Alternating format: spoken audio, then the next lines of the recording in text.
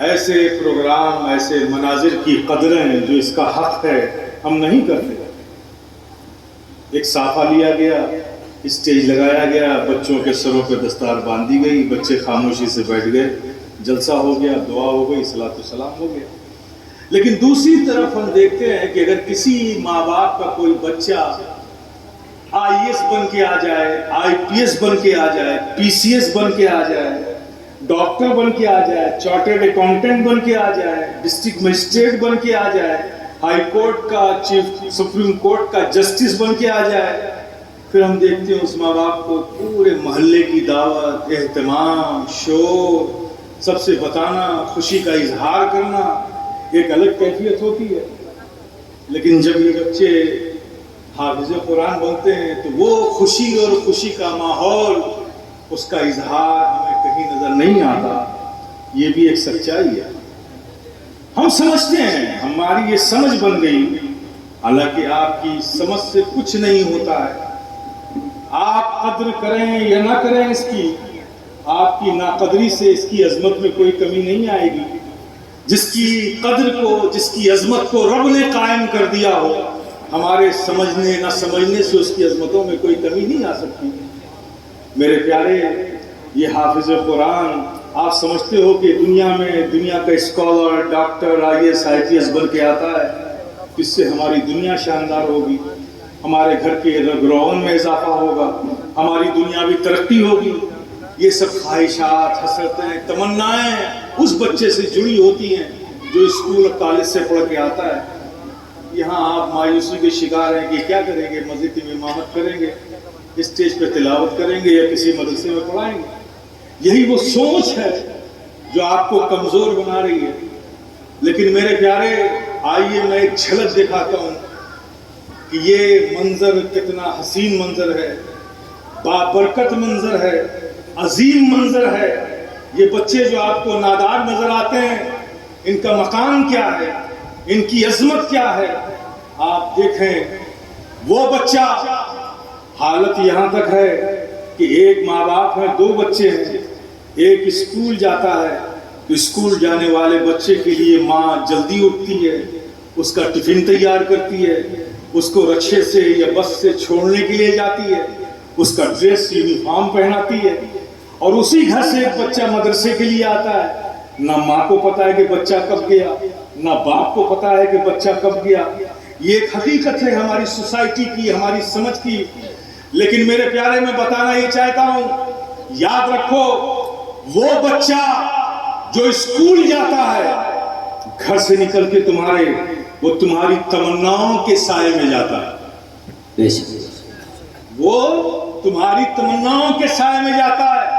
اور وہ بچہ جو گھر سے نکل کر حفظ کرنے کے لیے مدرسے آتا ہے، وہ فرشتوں کے پاؤں کے سائے میں آتا ہے۔ واہ واہ واہ واہ واہ، سبحان اللہ، سبحان اللہ۔ وہ فرشتوں کے پروں کے سائے میں آتا ہے۔ ان کی عظمت یہ ہے، تو مجھے بتاؤ، وہ محلے کے لوگ خوش نصیب نہیں ہیں؟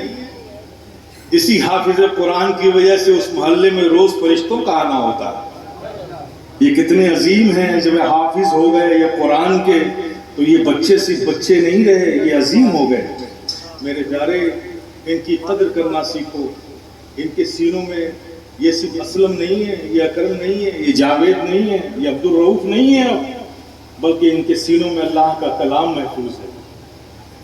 اور بات رہی عظمت کی، مت سوچو اپنی سمجھ سے، نہ میری نہ تیری، فیصلہ اگر کرنا ہے کہ یہ عظیم ہے یا دنیا کے اسکول اور کالج سے پڑھ کر نکلنے والا اسکالرز، ڈاکٹر، جسٹس، جج وہ عظیم ہے، اگر یہ فیصلہ کرنا ہے تو آؤ چلتے ہیں، کہیں نہیں، خدا کے گھر میں چلتے ہیں، فیصلہ کر لیتے ہیں کہ ایک ہائی کورٹ کا جسٹس عظیم ہے یا مدرسے سے پڑھ کر نکلنے والا حافظ قرآن عظیم ہے۔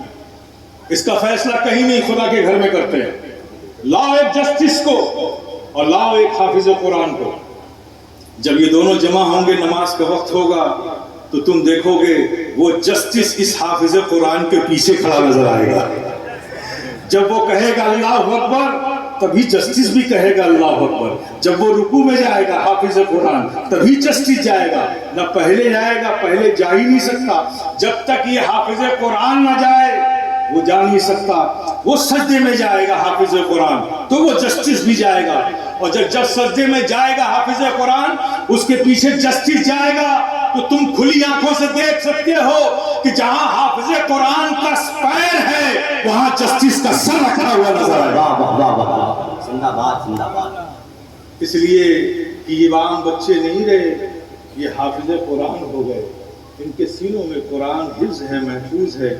اللہ پاک ان بچوں کے سینوں میں جو قرآن انہوں نے اپنے اساتذہ کی محنت شاقہ سے اور اپنی محنت سے اپنے سینوں میں محفوظ کیا ہے رب کے فضل سے، اللہ پاک زندگی کی آخری سانسوں تک ان کے سینوں میں یہ قرآن محفوظ رکھے.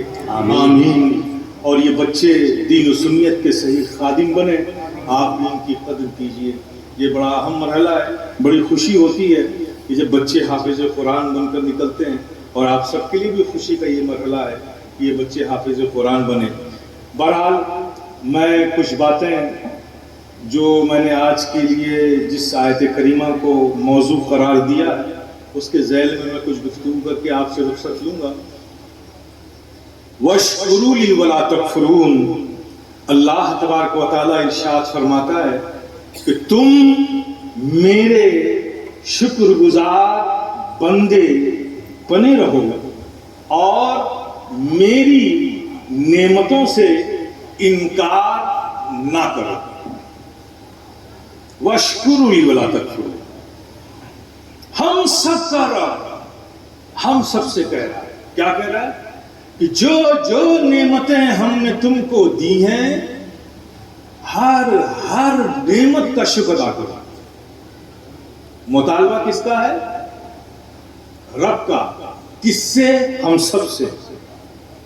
جو نعمتیں ہم نے دی ہیں ان ساری نعمتوں کا شکر ادا کرو. تو ظاہر رب کا مطالبہ ہے تو شکر تو ادا کرنا ہی ہوگا نا. کرنا ہے کہ نہیں کرنا؟ کرنا ہے. اب شکر ادا کرنا ہے تو پہلی بیسک نیڈ، پہلی ضرورت کیا ہے؟ کہ جانا جائے کہ شکر ادا کیسے ہوتا ہے. شکر ادا کرنا ہے تو شکر ادا کیسے کریں؟ شکر ادا کیسے ہوتا ہے؟ تو میرے پیارے شکر ادا کرنے کا 3 طریقہ ہے. نعمت کے بدلے تعریف یہ ہے شکر. نعمت کے بدلے تعظیم یہ ہے شکر. نعمت کے بدلے خدمت یہ ہے شکر. یعنی شکر کو ادا کرنے کے 3 طریقے. تعریف سے شکر ادا ہوتا ہے، تعظیم سے شکر ادا ہوتا ہے اور خدمت سے شکر ادا ہوتا ہے. آپ بھی کسی کا شکریہ ادا کرتے ہیں نا. کوئی کہ آپ پر احسان کرتا ہے تو آپ اس کا شکریہ کیسے ادا کرتے ہیں؟ اس کی تعریف کرتے ہیں. بھئی آپ بڑے دیالو ہیں، بڑے دیاوان ہیں، بڑے سخی ہیں، بڑے رحم دل ہیں، اچھے انسان ہیں، آپ نے میری مدد کی. یہ سب تعریف کے الفاظ. دوسرا طریقہ، آپ پر کوئی احسان کرے اس کے بدلے میں شکر ادا کرنے کے لیے آپ کیا کرتے ہیں؟ اس کی تعظیم کرتے ہیں، اس کا آدر کرتے ہیں، اس کا سمان کرتے ہیں، اس کی رسپیکٹ کرتے ہیں. تو تعظیم سے شکر ادا ہو جاتا ہے. تیسرا طریقہ، کسی نے احسان کیا، اس احسان کے بدلے آپ نے اس کی خدمت کر دی، شکر ادا ہو گیا. تو معلوم چلا کہ شکر کو ادا کرنے کے 3 طریقے. نعمت کے بدلے تعریف یہ ہے شکر. تعریف سے شکر ادا ہوتا ہے. نعمت کے بدلے تعظیم یہ ہے شکر. تعظیم سے شکر ادا ہوتا ہے. نعمت کے بدلے خدمت، اس سے شکر ادا ہوتا ہے، خدمت سے شکر ادا ہوتا ہے. یہ سمجھ گئے؟ اب آپ غور فرمائیں کہ اللہ تبارک و تعالیٰ ارشاد فرما رہا ہے کہ ہر نعمت کا شکر ادا کرو. تو شکر کیسے ادا کریں یہ تو آپ نے سمجھ لیا، لیکن مطالبہ یہ ہے کہ ہر نعمت کا شکر ادا کرو. تو ہر نعمت کا شکر ادا کرنے کے لیے دوسری ضرورت یہ ہے کہ نہیں کہ جانا جائے کہ نعمت ہے کتنی، نعمت ہے کون کون سی. جب تک ساری نعمت کو گنا نہ جائے، ساری نعمت کو یا جانا نہ جائے تو ہر نعمت کا شکر ادا کر پاؤ گے؟ نہیں کر پاؤ گے نا. تو گن پاؤ گے؟ اللہ نے جتنی نعمتیں دی ہیں گن پاؤ گے؟ ارے کیا گن پاؤ گے؟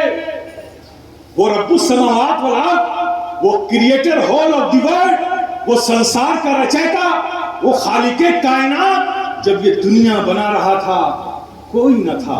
صرف اللہ ہی اللہ، اللہ ہی اللہ، اللہ ہی اللہ، جو چاہا کیا، فعال لما یرید، جو چاہا کیا، چاہا آسمان بنا ڈالے، چاہا زمین بنا ڈالا، چاہا ستارے بنا ڈالے، چاہا چاند بنا ڈالا، چاہا چمکتا سورج بنا ڈالا، چاہا نصیب سحر بنا ڈالا، چاہا بہتی ہوئی ندیاں بنا ڈالی، چاہا جنگل بنا ڈالا، چاہا جنگل میں پیڑ بنا ڈالا، چاہا پیڑ میں پتے بنا ڈالے، چاہا پہاڑ بنا ڈالا، چاہا نباتات بنا ڈالا، چاہا حیوانات بنا ڈالا، چاہا جماعتات بنا ڈالا، جو چاہا کیا۔ اس نے کسی سے مشورہ نہیں لیا، ارے کوئی تھا ہی نہیں تو مشورہ کیا دیتا، جو چاہا کیا۔ لیکن میرے پیارے غور تو کرو کہ جب وہ یہ سب کچھ بنا رہا تھا جنگل میں پیڑ، پیڑ میں پتا، اگر تمہیں بھی کسی پیڑ کا پتا بنا دیتا تو کیا کرتے؟ کیا کرتے؟ ذرا سے ہوا چلتی اور ہلتے رہتے۔ وہ بنا رہا تھا گلیوں میں پھرنے والا آوارہ کتا، اگر تمہیں بھی کسی گلی کا آوارہ کتا بنا دیتا تو کیا کرتے؟ کیا کرتے؟ ہر اجنبی کو دیکھتے اور بھونکتے رہتے۔ لیکن میرے پیارے ذرا سوچو کہ ہمارا رب کتنا قریب، اس کا احسان کتنا عظیم کہ یہ سب کچھ بنا رہا تھا لیکن ہمیں ان میں سے نہیں بنایا، بنایا تو اشرف المخلوقات بنایا، انسان بنایا۔ کن کن نعمتوں کو گنو گے میرے پیارے؟ انسان بنایا۔ اور آگے دیکھو اپنے رب کی رحیمی اور کریمی کو، انسان بنایا۔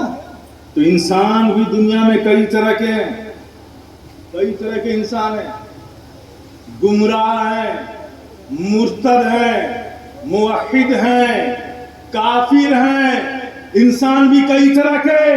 لیکن ہمارا رب کتنا قریب، اس کا احسان کتنا عظیم، انسان بنایا لیکن ان میں سے نہیں بنایا، بنایا تو مومن بنایا، بنایا تو مومن بنایا۔ کن کن نعمتوں کو گنو گے میرے پیارے؟ مطالبہ ہے کہ ہر نعمت کو گنو۔ اچھا مومن بنایا، مومن بنایا، مومن تو اور بھی تھے۔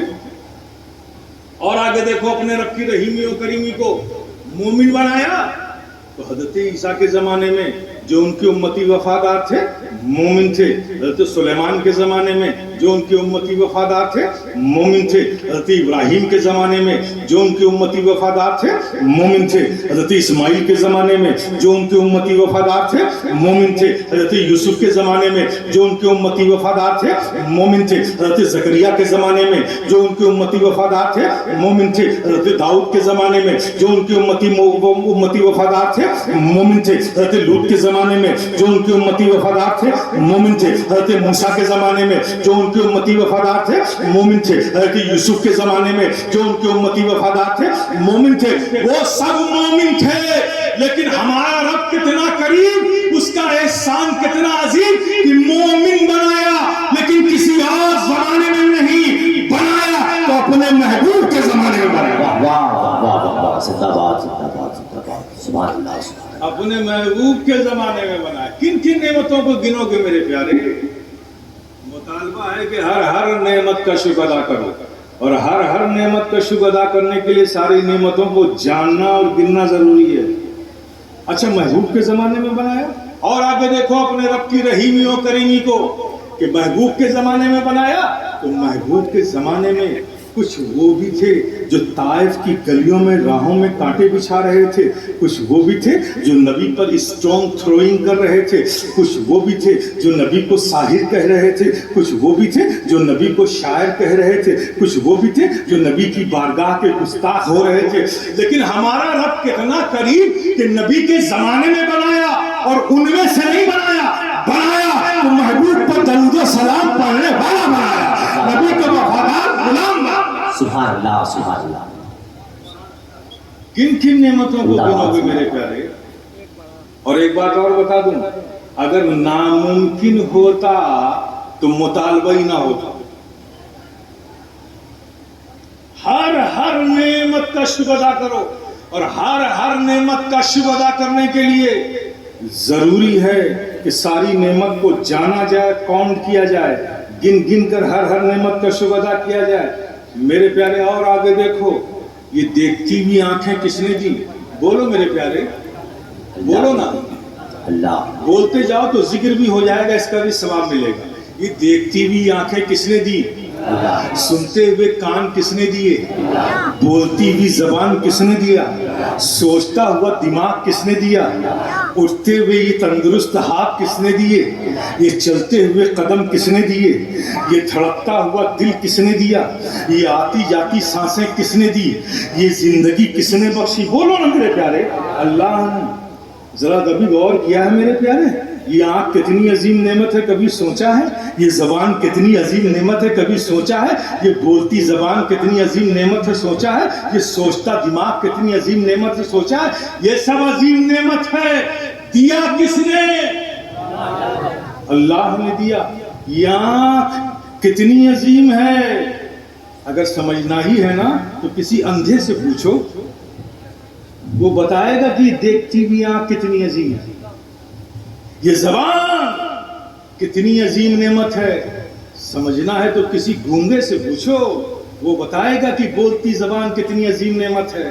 یہ سوچتا ہوا دماغ کتنی عظیم نعمت ہے، کسی پاگل سے پوچھو، وہ بتائے گا یہ سوچتا ہوا دماغ کتنی عظیم نعمت ہے۔ یہ سب دیا رب نے۔ اب کوئی شخص یہ کہے کہ میاں اتنی ساری نعمتیں تو آپ نے گنا دی ہیں، باقی جو بچی ہم سب گن لیں گے۔ ارے نادان، کیا گن سکے گا ساری نعمت کو؟ ایک نعمت گن کر بتا دے، فقط ایک نعمت، only one، صرف ایک نعمت گن کر بتا دے۔ یہ سانس جو اندر آتی ہے، اگر نہ آئے تو کیا کر لے گا؟ آتی ہے، رب کا فضل ایک نعمت، اور اندر جا کر اگر باہر نہ آئے تو کیا کر لے گا؟ اندر جا کر باہر آتی ہے، رب کا احسان دوسری نعمت۔ ارے ساری نعمت کو چھوڑ، صرف اس ایک نعمت کو گن کر بتا دو۔ اب کوئی بیوقوف کھڑا ہو جائے کہ میاں اسے گن لیں گے، کیسے گنے گا؟ 1000 دانے کی تسبیح لیں گے، ہر سانس گن جائے گا۔ ارے بے وقوف، جاگتا رہے گا تو گن لے گا، سو جائے گا تو یہ ڈیوٹی کس کو دے کر جائے گا؟ مطالبہ ہے رب کا کہ ہر نعمت کا شکر ادا کرو، اور ہماری بے بسی یہ ہے کہ ہر نعمت کو ہم گن ہی نہیں سکتے۔ تو جب ہر نعمت کو گن نہیں سکتے تو ہر نعمت کا شکر کیسے ادا کریں؟ آؤ اسلام کے پاس چلتے ہیں۔ اے اسلام، ہم تیرے فالوور ہیں، تیرے بلیور ہیں، تیرے ڈائریکشن پہ زندگی گزارنے والے ہیں، تجھے ماننے والے ہیں۔ رب ہم سے فرماتا ہے کہ ہر نعمت کا شکر ادا کرو، اور ہر نعمت کو ہم گن نہیں سکتے تو ہر نعمت کا شکر کیسے ادا کریں؟ جب اسلام سے پوچھو گے تو اسلام کہے گا ارے پیارے پریشان ہونے کی ضرورت نہیں ہے، ذرا غور تو کرو، یہ ساری نعمتیں دی کس نے؟ اللہ نے۔ دیکھتی ہوئی آنکھیں دی اللہ نے، بولتی ہوئی زبان دیا اللہ نے، سنتے ہوئے کان دیا اللہ نے، اٹھتے ہوئے ہاتھ دیا اللہ نے، دھڑکتا ہوا دل دیا اللہ نے، یہ زندگی دی اللہ نے، اولاد دی اللہ نے، حیات بخشی اللہ نے۔ یہ سب تیری عظیم نعمت ہے نا، یہ سب دیا اللہ نے، لیکن غور تو کر، دے کر احسان جتایا کیا؟ آنکھ دی احسان جتایا کیا؟ زبان دیے احسان جتایا کیا؟ کان دیے احسان جتایا کیا؟ جبکہ یہ سب عظیم نعمت ہے تیرے لیے، یہ سب عظیم نعمت دے کر رب نے احسان نہیں جتایا۔ لیکن غور تو کر، ایک نعمت، فقط ایک نعمت، جب وہ تجھے دیتا ہے تو یوں ہی نہیں دیتا بلکہ یہ کہہ کر دیتا ہے لقد من اللہ علی المؤمنین اذ بعث فیہم رسولا، اے مومنو ہم نے تمہاری جانوں پر احسان کیا کہ اپنے محبوب کو تمہارے درمیان بھیج دیا۔ نعرہ رسالت، نعرہ رسالت، نعرہ حیدری، نعرہ حیدری، سبھی دولہ، ساری نعمتیں دے دیے، احسان نہیں جتایا، لیکن جب اپنے محبوب کو دیا تو یوں ہی نہیں دیا، एहसान जता कर दिया, एहसान जता कर दिया। कंसेप्ट क्लियर हो गया, बात साफ हो गई कि वो नेमत सिर्फ नेमत है, और वो नेमत जो एहसान जता कर दी जाए वही असली नेमत है, वही जाने नेमत है, वही अजीम नेमत है। तो बस प्यारे, हर नेमत को गिन गिन कर शुक्र अदा नहीं कर सकते, तो वो एक नेमत जो जाने नेमत है, वो एक नेमत जो अजीम नेमत है, वो एक नेमत जो असली नेमत है। बस प्यारे, इनकी तारीफ कर लो, अल्लाह की हर नेमत का शुक्र अदा हो जाएगा। इनकी ताज़ीम कर लो, अल्लाह की हर नेमत का शुक्र अदा हो जाएगा। इनकी खिदमत कर लो, अल्लाह की हर नेमत का शुक्र। चूंकि यही असली नेमत है, यही असली नेमत है प्यारे। यही वजह है कि इस असली नेमत को जानने वालों ने जाना तो क्या खूब जाना, मानने वालों ने माना तो क्या खूब माना, पहचानने वालों ने पहचाना तो क्या खूब पहचाना। घर छोड़ दिया, नबी को नहीं छोड़ा। वतन छोड़ दिया, नबी को नहीं छोड़ा। याद करो हिजरत के वो अय्याम, घर छोड़ रहे हैं, नबी को नहीं छोड़ रहे। बाप ने बेटे को छोड़ दिया, नबी को नहीं छोड़ा। बेटे ने बाप को छोड़ दिया, नबी को नहीं छोड़ा। शौहर ने बीवी को छोड़ दिया, नबी को नहीं छोड़ा। बीवी ने शौहर को छोड़ दिया, नबी को नहीं छोड़ा। इसलिए कि वो जानते थे कि ये सब तो सिर्फ नेमत है, और जिसके लिए छोड़ा जा रहा है वो असली नेमत है, वो अजीम नेमत है, वो जाने नेमत है। इसलिए घर छोड़ रहे हैं, नबी को नहीं छोड़ रहे। और बदर के मुकाम पर आप जरा देखो, उन जानने वालों ने जाना ये असली नेमत को तो क्या जाना, मानने वालों ने माना तो किस अंदाज में माना। 313 की नफूस कुदसिया की जमात बद्र के मैदान में खड़ी है। जरा गौर किया कभी, इधर कौन खड़ा है, उधर कौन खड़ा है? ये उधर अजमी नहीं है, ये बाहर से आए हुए लोग नहीं है, ये गैर नहीं है। अगर इधर हाशमी खड़ा है तो उधर भी हाशमी खड़ा है, अगर इधर मुत्तलबी खड़ा है तो उधर भी मुत्तलबी खड़ा है, अगर इधर कुरैशी खड़ा है तो उधर भी कुरैशी खड़ा है, अगर इधर बाप खड़ा है तो इधर बेटा खड़ा है, अगर इधर दादा खड़ा है तो उधर पोता खड़ा है, अगर इधर मामू खड़ा है तो उधर भांजा खड़ा है, अगर इधर एक भाई खड़ा है तो उधर दूसरा भाई खड़ा है।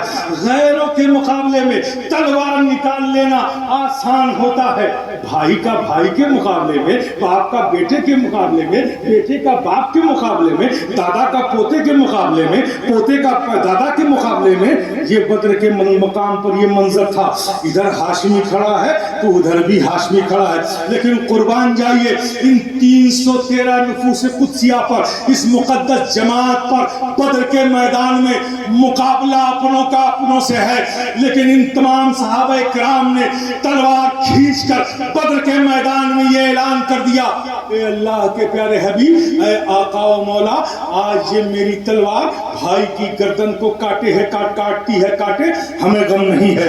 बेटे की गर्दन को काटती है काटे, हमें गम नहीं है। पोते की गर्दन को काटती है काटे, हमें गम नहीं है। भाई की गर्दन को काटती है काटे, हमें गम नहीं है। इसलिए ए अल्लाह के प्यारे हबीब, ए आका व मौला, हम जानते हैं कि ये सब नेमत तो सिर्फ नेमत है, और जिसके लिए हम यहाँ आए हैं वो तो जानी नेमत है, वो तो असली नेमत है, ये अजीम नेमत है। तलवार खींच कर ऐलान कर दिया कि अल्लाह के प्यारे हबीब, ऐ हमारे आका व मौला, आज ये तलवार एक आपसे अपने रिश्ते मोहब्बत को मजबूत करने के लिए दुनिया के हर रिश्ते को काटने को तैयार है, दुनिया के हर रिश्ते को काटने को तैयार है। इसलिए कि हम नादान नहीं हैं, हम जानते हैं ये सब तो सिर्फ नेमत है, आप तो असली नेमत है, आप तो जाने नेमत है, आप तो अजीम नेमत है। हम जानते हैं कि अगर आज आप यहाँ हमें मिल गए तो हमें मालूम है हौज़े कौसर का जाम तो आप ही पिलाएंगे ना, शफाअत तो आप ही कराएंगे ना, जन्नत की बहारें तो आप ही के सबको मिलेगी ना। हम कामयाब यहाँ हैं तो आप ही की वजह से हैं, आखिरत में कामयाब होंगे तो आप ही की वजह से, जन्नत की बहारों का मजा लेंगे तो आप ही के सबके मिलेंगे। हम नादान नहीं हैं, हम जानते हैं कि आप ही असली नेमत है। मेरे प्यारे, मैं ये कर रहा था, यही असली नेमत है। और जो लोग ये मानते हैं, जो लोग ये मानते हैं, वो मसरूर होकर मानते हैं। اور جو یہاں نہیں مانتے حشر میں مجبور ہو کر مانیں گے، مجبور ہو کر مانیں گے کہ یہی اصل نعمت ہے۔ حشر کے میدان میں کیا ہوگا؟ آپ تو آخرت کو یاد بھی نہیں کرتے۔ آخرت کو یاد کیا کیجیے، آخرت کو یاد کیا کیجیے۔ یہ آخرت کو جو بھول بیٹھے ہیں نا، اسی لیے آپ بھی عام انسانوں کی طرح ہو گئے، جبکہ اللہ نے آپ کے سروں پر خیر امت کا تاج رکھا تھا۔ آپ منفرد تھے سارے دنیا کے انسانوں میں، لیکن فکر آخرت کو جب سے آپ نے یاد کرنا چھوڑ دیا، آپ بھی دنیا کے عام انسانوں کی طرح ہو گئے۔ میرے پیارے، آخرت کو یاد کیا کی؟ حشر میں کیا ہوگا معلوم ہے؟ کیا ہوگا؟ اللہ، سورج سوا نیزے پہ ہوگا، زمین تپ رہی ہوگی، نفسی نفسی کا عالم ہوگا، کوئی پوچھنے والا نہ ہوگا، سب پیش خدا ہوں گے۔ جب اللہ کے حضور حاضر ہوں گے، جیسے ہی حاضر ہوں گے، یہ ہاتھ جسے زندگی بھر ایک اچھے خادم کی طرح جس کی آپ نے خدمت کی، ظاہر ہے کہ دنیا میں جو کچھ کما رہے ہیں ہم جسمی کے لیے تو نا، کپڑے کی ضرورت کس کو ہے؟ پیسہ کماتے ہیں کپڑے کے لیے، کھانے کے لیے، مکان کے لیے، آرام و آشائش کے لیے۔ یہ سب کس کے لیے ہے؟ جسم کے لیے نا، جسمی کے لیے نا۔ تو جو کچھ دنیا میں آپ نے کیا، عمل خراب کیے اسی جسم کے لیے، رشوت لی اسی جسم کے لیے، ظلم کیا اسی جسم کے لیے، جو کچھ غصب سے، اندھے پیسے سے، پیسہ ہو چاہے جیسا ہو، جس بھی انداز میں کمایا، اسی کے لیے نا۔ آپ بہترین خادم بن کے اس کی زندگی بھر اس ہاتھ کی خدمت کی، اس کان کی، اس آنکھ کی، اس منہ کی، اس پیر کی، اس جسم کی خدمت کرتے رہے نا۔ اب ذرا دیکھو حشر میں کیا ہوگا۔ جیسے ہی پیش خدا ہوگے، یہ ہاتھ تم سے الگ ہو جائے گا، رب کے حضور حاضر ہوگا، عرض کرے گا، مولا تو نے مجھے کس کے ساتھ لگا رکھا تھا؟ اس نے تو جب بھی میرا استعمال کیا، برائیوں کے لیے کیا، ظلم کے لیے کیا، رشوت کے لیے کیا، کبھی اس نے میرا استعمال اچھائی کے لیے نہیں کیا، کسی یتیم کے سر پہ شفقت کا ہاتھ رکھنے کے لیے نہیں کیا، کسی مجبور کی مدد کے لیے نہیں کیا۔ یہ آنکھ جس کی خدمت تم زندگی بھر کرتے رہے، یہ آنکھ تم سے الگ ہو کر رب کی بارگاہ میں تمہارے خلاف گواہی دے گی کہ مولا تو نے مجھے کس کے ساتھ رکھا تھا؟ اس نے تو جب بھی میرا استعمال کیا، بدنگاہی کے لیے کیا، بری چیزوں کو دیکھنے کے لیے کیا، ظلم کی نظر ڈالنے کے لیے کیا، کبھی رحم کی نظر کسی کو ڈالنے کے لیے نہیں کیا، کبھی قرآن کی تلاوت کے لیے نہیں کیا، کبھی اچھی چیزوں کو دیکھنے کے لیے نہیں کیا۔ غرض یہ میرے پیارے، جسم کے اعضا تم سے جدا ہو کر رب کی بارگاہ میں تمہارے خلاف گواہی دیں گے، تو پتہ چلے گا اس وقت، ارے یہ میں نے کیا کر ڈالا۔ جسے زندگی میں ہم اپنا بہترین ساتھی سمجھ کر اس کی خدمت کرتے رہے، یہ ہاتھ بھی میرے نہ تھے، یہ پیر بھی میرے نہ نکلے، یہ آنکھ بھی میری نہ نکلی، یہ کان بھی میرے نہ نکلے، ارے جسے ہم نے اپنا سمجھا تھا وہ تو میرے نہ تھے، یہ تو خدائی جاسوس تھے جو میرے ساتھ زندگی بھر لگے رہے، اور آج میرا راز کھول رہے، آج میرا راز کھول رہے۔ ایسی کریٹیکل سچویشن ہوگی حشر کے میدان میں کہ تمہارا ہاتھ تمہارے ساتھ نہ ہوگا، تمہاری زبان تمہارے ساتھ نہ ہوگی، تمہاری آنکھ تمہارے ساتھ نہ ہوگا، کوئی پرسان حال نہ ہوگا۔ لیکن میرے پیارے قربان جاؤ اس عظیم نعمت کے جہاں تمہارا ہاتھ بھی تمہارے ساتھ نہ ہوگا۔ حشر کے میدان میں بس وہی ایک ہوگا، وہی ایک ہوگا جو اپنی چادر رحمت کو پھیلائے ہوئے یہ آواز دے رہا ہوگا، اے گنہگارو، اے عصیاں شیارو، مت گھبراؤ، اگر تم نے دنیا میں مجھ سے اپنے رشتہ محبت کو جوڑے رکھا ہے تو آ جاؤ، میری چادر رحمت تمہیں پناہ دینے کو تیار ہے، تمہیں چھڑانے کے لیے تیار ہے، تمہیں بخشوانے کے لیے۔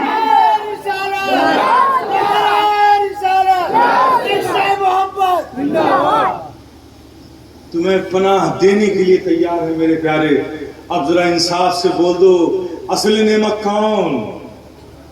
اصل نعمت وہی ہے کہ جب کچھ کام نہ آئے، کوئی کام نہ آئے، وہی ایک کام آئے، وہی اصل نعمت ہے، وہی جانی نعمت ہے، وہی عظیم نعمت ہے۔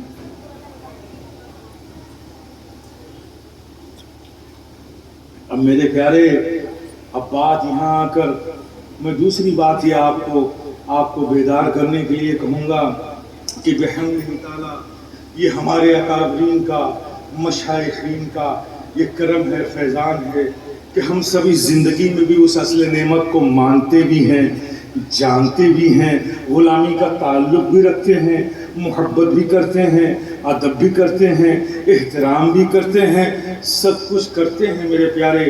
یہ بزرگان دین کا، اکابرین کا احسان ہے۔ ہمیں جو ایمان ملا ہے میرے پیارے، جو ہم سب کے سینوں میں ایمان ہے، وہ بزرگوں کا فیضان بن کر ہے، فیضان بن کر ہے۔ وگرنہ میرے پیارے آج کا جو عالم ہے، اگر یہ بزرگوں کے فیضان سے یہ ایمان ہمارے سینوں میں نہ آیا ہوتا تو میرے پیارے خدا جانے ہم کہاں ہوتے، خدا جانے ہم کہاں ہوتے۔ اس بدلتی ہوئی دنیا میں کیا کیا تو بدل گیا میرے پیارے، کبھی غور کیا؟ سب کچھ تو بدل گیا ہے، بدل گیا۔ بھائی بھائی کی محبت کا انداز بدل گیا، باپ بیٹے میں شفقت کے رشتوں کا انداز بدل گیا، بیٹے کی دلوں میں باپ کی عزت و عظمت کا انداز بدل گیا، پڑوسی کو پڑوسی کی خیال رکھنے کے معاملات بدل گئے، ہر جگہ بدلاؤ آ چکا ہے۔ اس بدلتی ہوئی دنیا میں اخلاقی قدریں بدل گئی، مروت کا انداز بدل گیا، عفو و درگزر کا ذوق و جذبہ بدل گیا، رعایت و محبت کی بات بدل گئی، سب کچھ بدل دیا ہم نے میرے پیارے۔ لیکن خدا کی قسم، وہ جو آج سے صدیوں پہلے ہند کی زمین میں خواجہ غریب نواز نے نبی کے عشق کی محبت کا جام جو پلایا تھا، صدیاں گزر گئیں لیکن اس جام کا اثر ابھی بھی ہمارے سینوں میں موجود ہے، وہ عشق کا سرور موجود ہے۔ یہ اللہ کا شکر ہے کہ یہ جو ایمان ہمارے سینوں میں ہے یہ بزرگوں کا فیضان بن کر ہے۔ یہی وجہ ہے کہ سب کچھ بدل رہا ہے لیکن نہیں بدلا تو نبی سے محبت کرنے کا انداز نہیں بدلا، نبی کے عشق کے جام کا شروع نہیں بدلا، ان کی محبتیں نہیں بدلی۔ یہ اللہ کا شکر ہے۔ لیکن میرے پیارے، اس کے باوجود بھی میں کہوں گا آپ سے، کہوں گا کہ میرے پیارے، اس میں تو کوئی شک نہیں ہے کہ آج بھی ہمارے آقا جتنا ہم سے پیار کرتے ہیں، غور کرنا میرے پیارے جا کے گھروں پہ اور اپنا جائزہ لینا، ایک بار جائزہ ضرور لینا، خدا کی قسم، رب کعبہ کی قسم، کہ جتنا ہمارے آقا ہم سے پیار کرتے ہیں نا، کوئی ماں کیا پیار کرے گی اپنے بیٹے سے اتنا، کوئی باپ کیا پیار کرے گا اپنے بیٹے سے اتنا، جتنا ہمارے آقا ہم سے پیار کرتے ہیں۔ اٹھا کر دیکھ لو، اٹھا کر دیکھ لو، روایتیں بھری پڑی ہوئی ہیں کہ جب بھی پیارے آقا تنہائیوں میں رب کے حضور حاضر ہوئے، خدا کی قسم بہتی ہوئی آنکھوں سے آپ کے لب پر ایک ہی صدا رہتی تھی، اللہم امتی، اللہم امتی، اللہم امتی۔ اے اللہ میری امت کو عذاب سے بچا لے، اے اللہ میری امت کو گمراہی سے بچا لے، اے اللہ میری امت کو تباہی سے بچا لے، اے اللہ میری امت کو بدعمالیوں سے بچا لے۔ جب رب کے حضور پیارے آقا حاضر ہوئے، خدا کی قسم بہتی ہوئی آنکھوں سے ہمارے لیے دعا کرتے ہوئے نظر آئے۔ تو بولو میرے پیارے، انصاف سے بولو، جو آقا ہم سے اتنا پیار کرتے ہیں، اب آپ کو جواب دینا ہے، جو آقا ہم سے اتنا پیار کرتے ہیں، ان آقا کا ہماری جانوں پر حق ہے کہ نہیں؟ بولو نا میرے پیارے، حق ہے نا؟ حق ہے نا؟ تو حق ادا کیا کیا؟ حق ادا کیا؟ 30 سال عمر گزر گئی، 40 سال گزر گئی، 60 سال گزر گئی، 50 سال گزر گئی، آقا کا حق مانتے ہو تو حق ادا کب کرو گے؟ کب کرو گے میرے پیارے آقا کا حق؟ وہ آقا ارشاد فرمائے کہ نماز میرے آنکھوں کی ٹھنڈک ہے، آقا فرمائے نماز میرے آنکھوں کی ٹھنڈک ہے۔ کب سجدے کر کر کے آقا کی آنکھوں کو ٹھنڈک پہنچاؤ گے میرے پیارے؟ کب سے یہ عمل شروع کرو گے؟ کب سے حق ادا کرو گے آقا کا؟ کب سے؟ کون سی زندگی لوٹ کر آنے والی ہے میرے پیارے؟ آقا کا حق مانتے ہو تو پھر حق ادا کرنے کی کوشش کرو، ہر وہ کام کرنے کی کوشش کرو جس سے آقا خوش ہوں۔ ذرا مجھے بتاؤ، ایک صحابی ہیں، ان کا ایک چھوٹا سا بچہ ہے، غائب ہو گیا، دن بھر تلاش کیا، نہیں ملا، آخر میں آ کر آقا کی بارگاہ میں آپ صحابی تشریف لائے، غمگین تھے، افسردہ تھے، پریشان تھے، حاضر ہو کر آقا کی بارگاہ میں سلام پیش کیا اور فریاد کی کہ حضور میں آپ کی بارگاہ میں حاضر ہوا ہوں، میرا ایک چھوٹا سا بچہ تھا، وہ صبح سے غائب ہے، تلاش کر کر کے تھک گیا ہوں، اس کے ملنے کی کوئی خبر نہیں، کوئی آثار نہیں۔ ابھی انہوں نے آپ صحابی نے اپنی بات آقا کی بارگاہ میں پیش ہی کی تھی کہ ایک دوسرے صحابی آقا کی بارگاہ میں حاضر ہوتے ہیں۔ ان صحابی کو دیکھا جن کا بچہ غائب ہوا تھا، ان کو دیکھتے ہی ساتھ کہا کہ آپ یہاں کیا کر رہے ہیں؟ آپ کا بچہ تو فلاں وادی میں ہم نے چند بچوں کے ساتھ کھیلتا ہوا دیکھا ہے۔ یعنی نبی کی بارگاہ میں فریاد کی اور بچے کی ملنے کی خبر آ گئی۔ ظاہر ہے آپ بھی سمجھ سکتے ہیں، آپ بھی باپ ہیں، کسی کا بچہ خدا نہ کرے کسی کا بچہ غائب ہو جائے اور تھک جائے، ڈھونڈ کر نہ ملے اور پھر ملنے کی خبر آئے تو خوشی کا کیا عالم ہوگا۔ ان صحابی کا بھی وہی عالم ہوا، سرکار کی بارگاہ میں اجازت لی، واپسی کے لیے مڑے اور تقریباً دوڑتے ہوئے اس وادی کی طرف جب جانے لگے تو سرکار نے دوڑتے ہوئے جاتے ہوئے جب دیکھا، آواز دی، رکو یہاں آؤ۔ وہ آپ صحابی لوٹ کر آئے، کہا تھوڑا صبر رکھو، تھوڑا تحمل رکھو، جذبات پہ قابو رکھو، آرام سے جاؤ، جس انداز پہ جا رہے ہو جاؤ گے، بچے کو دیکھو گے، گلے سے لگاؤ گے، لپٹاؤ گے، چپٹاؤ گے، پیار کرو گے، اس طرح سے اضطراب میں جا رہے ہو تم۔ کہ یا رسول اللہ یہ تو انسانی فطرت کا تقاضا ہے، بچہ نام ہی مل رہا تھا، ملنے کی خبر ہے، ملے گا تو اس کو لپٹاؤں گا بھی، چپٹاؤں گا بھی، پیار بھی کروں گا۔ آقا نے فرمایا کہ نہیں صبر رکھنا۔ کہ یا رسول اللہ بات کیا ہے؟ کہا تم نے سنا نہیں کہ تمہارا بیٹا چند بچوں کے ساتھ کھیل رہا ہے؟ خبر دینے والے نے یہ دیا کہ تمہارا بچہ چند بچوں کے ساتھ کھیل رہا ہے، ہو سکتا ہے کہ ان چند بچوں میں کوئی یتیم بچہ بھی ہو۔ جب تم اپنے بچے کو اٹھا کر گلے سے لگا کر پیار کرو گے، وہ یتیم بچہ تمہیں پیار کرتا ہوا جب اپنے بچے کو دیکھے گا تو اسے اپنا باپ یاد آ جائے گا، اس کا دل ٹوٹ جائے گا۔ میرے پیارے، کیا مروت کا کوئی ایسا انداز آج ہماری زندگی میں کہیں نظر آتا ہے میرے پیارے؟ نہیں آتا ہے میرے پیارے۔ ضرورت اس بات کی ہے کہ ہم لوگوں کو اپنی زندگی پر نظر کرنا چاہیے۔ میرے پیارے، اللہ کے فضل سے صاحب ایمان ہو گئے، بزرگوں کے کرم سے ایمان وہ ملا جو نبی سے محبت کرنے والا ہے، سب کچھ ہے، تو پھر اس اسلام میں مکمل کمپلیٹلی کیوں نہیں داخل ہو جاتے؟ کیوں نہیں داخل ہو جاتے؟ غریب نواز کو مانتے ہو، غوث پاک کو مانتے ہو، مخدوم سمنا کو مانتے ہو، قطب الدین بختیار کاکی کو مانتے ہو، سارے اولیاء دین کو مانتے ہو، لیکن کبھی یہ نہیں سوچتے کہ میرے مخدوم اشرف جہانگیر سمنانی ہمیں کس طرح کا مسلمان دیکھنا چاہتے ہیں، چلو ہم اس طرح کا مسلمان بن جائیں۔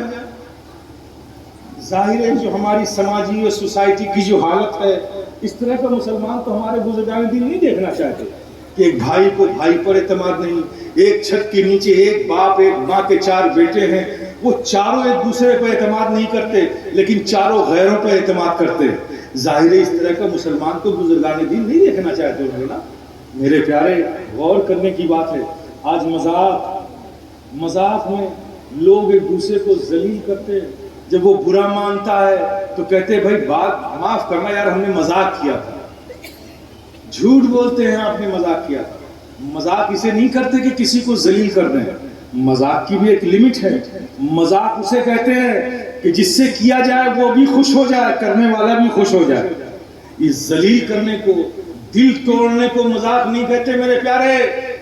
آپ ایک دوسرے کو ذلیل کرتے ہیں، ایک دوسرے کے خلاف کانسپریسی کرتے ہیں، ایک دوسرے کے خلاف اعتماد نہیں رکھتے، یہ ہمارے معاشرے کی حالت ہے میرے پیارے۔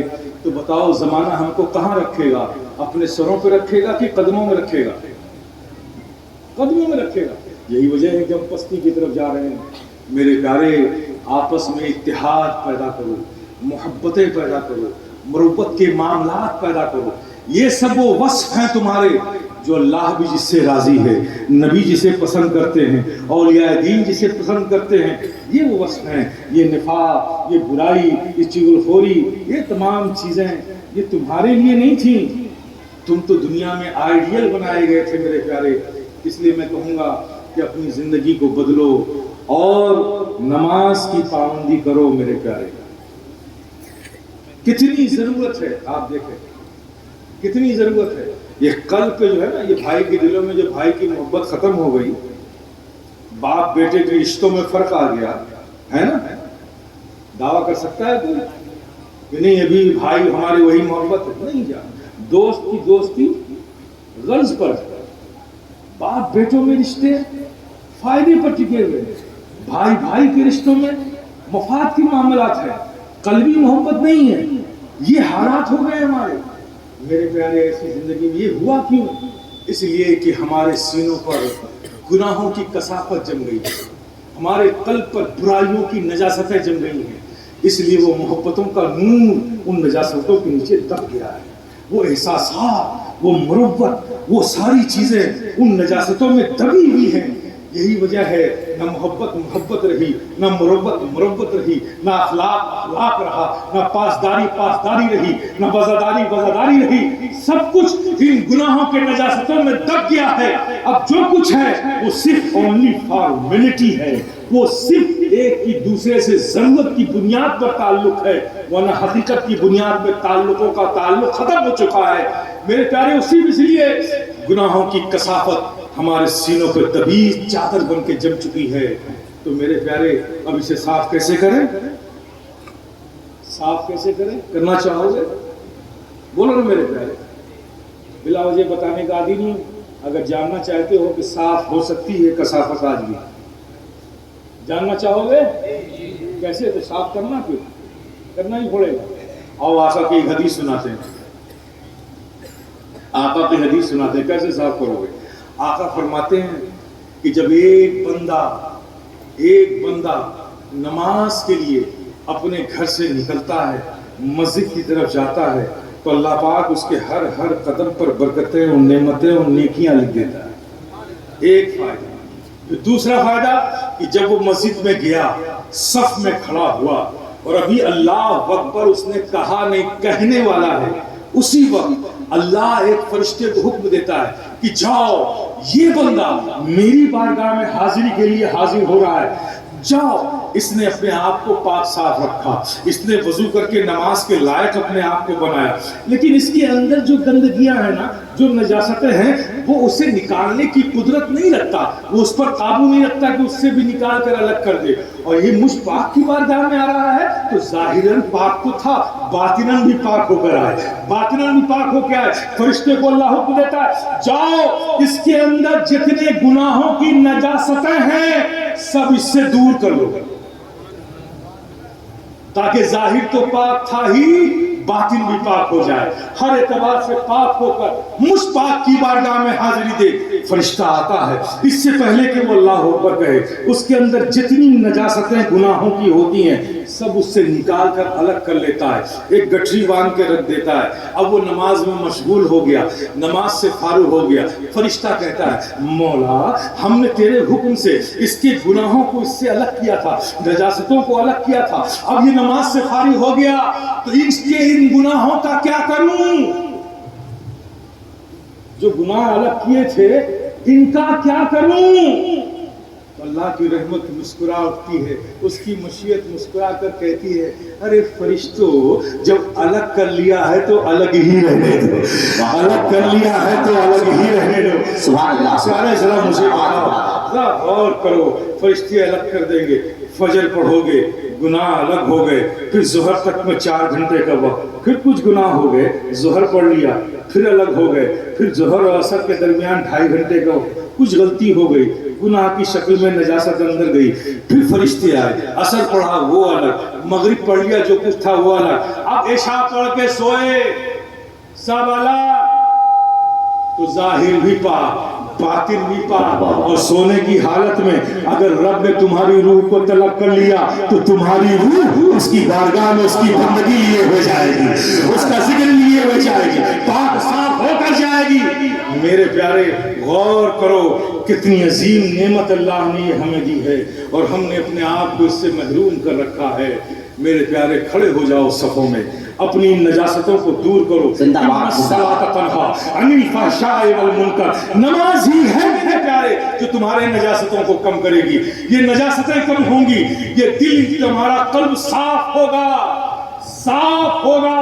تو میرے پیارے پھر محبتیں بھی پروان چڑھیں گی, مربتیں بھی, اس کی بھی کھیتی اگ آئے گی, وفاداری, مربت, عفو و درگزر کی کھیتی لہلانے لگے گی. پھر تم مانوتا کے امین بن جاؤ گے, انسانیت کی مثال بن جاؤ گے, بااخلاق و با کردار بن کر دنیا میں پھر سے پہچانے جاؤ گے.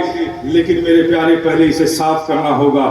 آج بھی اس قلب کی زمین کو سیراب کرنے والوں کی کمی نہیں ہے, اس میں دانہ ڈالنے والوں کی کمی نہیں ہے, لیکن سچائی یہ ہے کہ اوسر و بنجر زمین پر کوئی دانہ نہیں ڈالتا. بے شک بے شک. دانہ ڈالا جاتا ہے کیا؟ تو میرے پیارے آپ کو صرف یہ کام کرنا ہے, اس قلب کی زمین کو کاشت کے لائق بنا لو, ان گندگی اور نجاستوں کو صاف کر لو. پھر اس پر دیکھنا نعمت کی بوندیں, رحمت کی بوندیں کبھی بغداد سے آ جائیں گی, کبھی اجمیر سے آ جائیں گی, کبھی مغلوب سمرا کی چوکھٹ سے آ جائے گی, کبھی محبوب الہی کے گھر سے آ جائے گی, کبھی نصیر الدین روشن چراغ کی دہلیز سے آ جائے گی, کبھی گیسو دراز بندہ نواز کی بارگاہ سے آ جائے گی. یہ بوندیں ڈالنے والوں کی کمی نہیں ہے, تمہارے قلب کی کھیتی لہلہا اٹھے گی. بس اس کی نجاستوں کو صاف کر لو, ان نجاستوں کو صاف کر لو. پھر دیکھو کیسی محبتیں تمہارے سینوں میں موجیں مارتی ہیں, پھر دیکھو تمہارے نیکی کی طرف قدم تمہارے کیسے بڑھتے ہیں, پھر دیکھو مربت بھری زندگی تم کیسے جیتے ہو, پھر دیکھو تم مانوتا کی مثال ساری روئے زمین پر کیسے بنتے ہو, پھر دیکھو تم انسانیت کا دست دینے والے عظیم رہنما اس دنیا میں بن کر کیسے جیتے ہو. میرے پیارے یہ سب کچھ ممکن ہے, اس قلب کی زمین کو صاف کر لو. اللہ پاک ہم سب کو توفیق رفیق عطا فرمائے. وآخر دعوانا ان الحمدللہ رب العالمین وما علینا الا البلاغ.